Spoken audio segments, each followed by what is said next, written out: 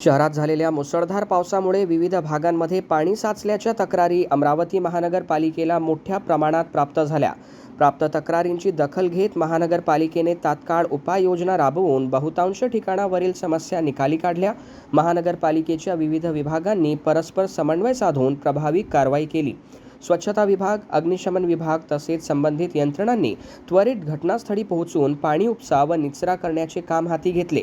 चौधरी चौक परिसरात पाणी साचल्याच्या पार्श्वभूमीवर महापौर श्रीचंद तेजवानी व आयुक्त वर्षा लढ्ढा यांनी प्रत्यक्ष भेट देऊन परिस्थितीची पाहणी केली व आवश्यक सूचना दिल्या।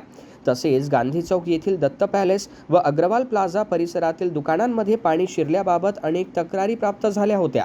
सार्वजनिक बांधकाम विभागामार्फत करण्यात आलेल्या रस्त्याच्या कामासोबत आवश्यक त्या प्रमाणात पावसाच्या पाण्याचा निचरा होण्यासाठी ड्रेनेज व्यवस्था करण्यात आली नसल्याचे निदर्शनास आले। याबाबत संबंधित यंत्रणेला तात्काळ सुधारणा करण्याच्या सूचना आयुक्तांनी दिल्या। यानंतर जिल्हा सामान्य रुग्णालय परिसराचीही पाहणी करण्यात आली। रिटर्न पाण्यामुळे रुग्णालय परिसरात पाणी साचल्याची परिस्थिती निर्माण झाली होती। माहिती मिळताच महानगरपालिकेच्या अग्निशमन विभागाने आपत्कालीन पंपाच्या सहाय्याने तात्काळ पाणी उपसून परिस्थिती नियंत्रणात आणली।